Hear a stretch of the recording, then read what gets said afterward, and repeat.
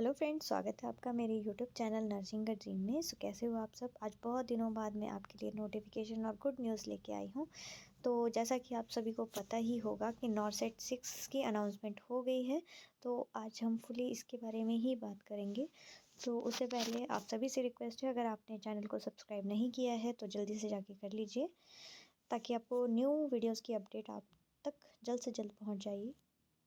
तो आइए वीडियो में आगे बढ़ते हैं। तो ऑलरेडी आप सबको पता लग ही गया होगा कि नॉरसेट 6 जो है आ चुका है, जिसका जो नोटिफिकेशन है वो 26/2 को रिलीज़ हुआ है। तो आइए सबसे पहले बात करते हैं नॉरसेट 6 में जो नर्सिंग ऑफिसर की पोस्ट है उस पर पे लेवल क्या रहने वाला है, क्योंकि सबसे इम्पोर्टेंट तो आई थिंक यही रहने वाला है। तो इसमें लेवल 7 जो है पे स्केल रहने वाला है, जिसमें ग्रेड पे 4600 रहने वाला है। तो एलिजिबिलिटी क्राइटेरिया की अगर हम बात करें तो इस बार भी सेम रहने वाला है। बीएससी नर्सिंग और जो है पोस्ट बेसिक नर्सिंग, और उसके साथ किसी भी एक्सपीरियंस की ज़रूरत नहीं रहेगी, सिर्फ आपके पास रजिस्ट्रेशन होना चाहिए। और अगर हम जीएनएम कैंडिडेट्स की बात करें तो उनके पास रजिस्ट्रेशन के साथ साथ 2 साल का एक्सपीरियंस होना चाहिए मिनिमम 50 बेडेड हॉस्पिटल में। ये इसका मस्ट क्राइटेरिया है।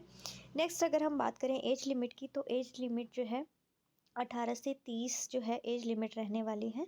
उसके बाद अगर हम फ़ीस की बात करें तो फ़ीस जनरल ओबीसी के लिए रहने वाली है 3000 रुपीज़, एससी एसटी ईडब्ल्यूएस के लिए रहने वाली है 2400, और डिसेबिलिटी पर्सनस के लिए कोई भी एप्लीकेशन फ़ीस नहीं लगेगी।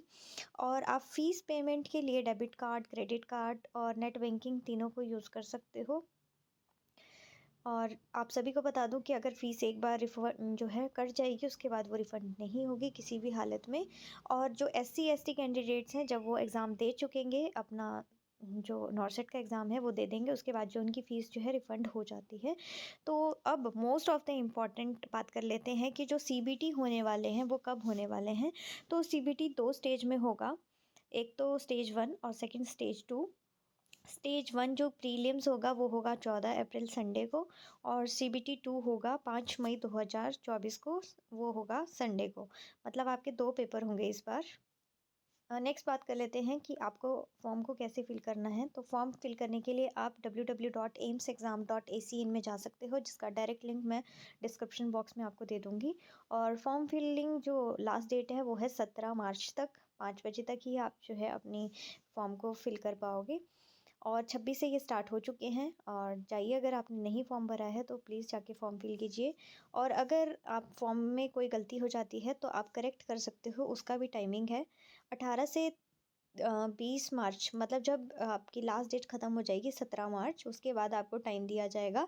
मान लो किसी का फ़ोटो अपलोड नहीं हुआ है प्रॉपर, या सिग्नेचर नहीं हुए हैं, तो आपको मेल भी आता है और आप उसको जाके फिर वहाँ से करेक्ट कर सकते हो। तो ये करेक्शन विंडो होती है। उसके बाद जो है ऑनलाइन पोर्टल पे आपके जो है सारी, आप कुछ भी नहीं कर पाओगे 20 के बाद। और उसके बाद आपका सारा जो है आगे का प्रोसेस होगा, जिसके बाद ही आपका जो है एडमिट कार्ड आने आएगा।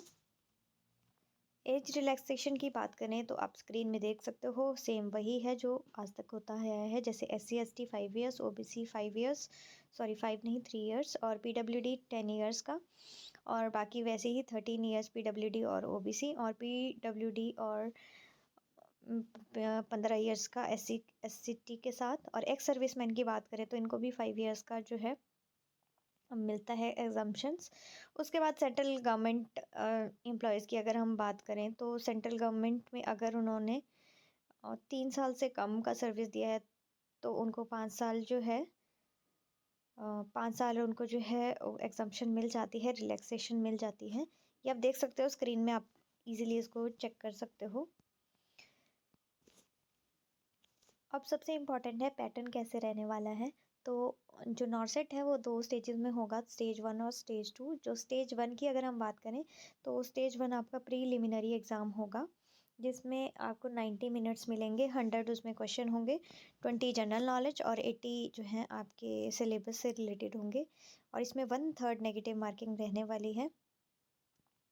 और इसमें ऑलरेडी बता रखा है कि जो आपका question paper will be divided in 5 section each of 18 minute duration, where each section will contain 20 question. मतलब आपका जो क्वेश्चन पेपर है वो सेक्शंस में डिवाइड होके आएगा। मतलब अलग अलग सब्जेक्ट का हो सकता है, ये अभी कंफर्म नहीं है। 5 सेक्शन में, हर सेक्शन में 20 क्वेश्चन होंगे, तो ये आप देख सकते हो। स्टेज 2 की बात करें तो स्टेज 2 में भी 100 MCQ रहने वाले हैं, जो कि आपके सब्जेक्ट से ही रिलेटेड होंगे। इसमें कोई भी जनरल नॉलेज नहीं होगा। इसमें सिनेरियो बेस्ड क्वेश्चन रहने वाले हैं, जो कि ऑलरेडी बता दिया गया है। नेगेटिव मार्किंग आपकी 1/3 ही रहने वाली है, और इसमें भी आपके सेक्शंस होंगे, जिसमें each section will contain 20 questions. और examination will be automatically submitted after 90 minutes. उतना ही सेम टाइमिंग आपके पास रहने वाला है। अब मोस्ट ऑफ द इम्पॉर्टेंट कि आपके क्वालिफाइंग मार्क्स आज तक के जितने नॉट सेट में है सेम ही है सब में। लाइक जो जनरल और EWS है वो 50%, OBC 45% और SC ST 40%, sorry OBC 45% and SC ST 40% रहने वाला है। तो आज की जो भी इम्पॉर्टेंट इन्फॉर्मेशन थी वो मैंने आपको इस वीडियो के थ्रू दे दी है। अगर फिर भी आपको कोई क्वेरी है या आप कुछ पूछना चाहते हैं, डिटेल में भी पूछना चाहते हैं, तो आप मुझे कमेंट भी कर सकते हो और इंस्टाग्राम पे मुझे मैसेज भी कर सकते हो।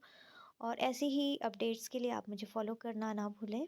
मिलते हैं नेक्स्ट वीडियो में। सारे PDF के लिंक और वेबसाइट का लिंक आपको डिस्क्रिप्शन बॉक्स में मिल जाएगा, तो आप वहाँ से देख सकते हैं। मिलते हैं नेक्स्ट वीडियो में, तब तक के लिए बाय बाय।